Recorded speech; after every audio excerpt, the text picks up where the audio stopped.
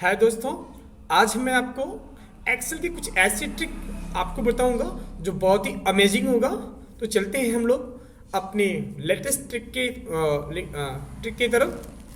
तो सबसे पहला ट्रिक ये है दोस्तों, जैसे ही हम अपने सेल में नंबर को फिल करते हैं, ठीक है, 1 और हमने 2 अप्लाई किया, ओके, जैसे फिल किया और जैसे इसको हम नीचे ड्रॉ करते हैं तो ऑटोमेटिक क्या होता है, हमारा नंबर जो है ऑटोमेटिक वो आ जाता है, okay.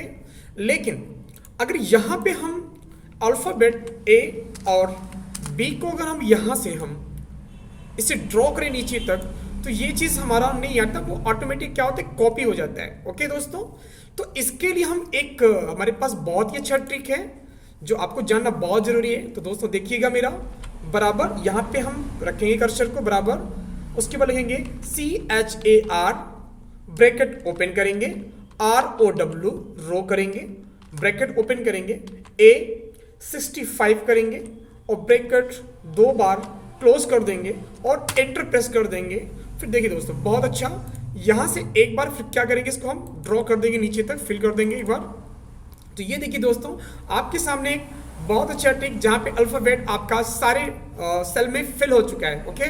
Thank you so much. अगर वीडियो अच्छा लगा हो तो लाइक कीजिए, सब्सक्राइब कीजिए। God bless you, thank you so much.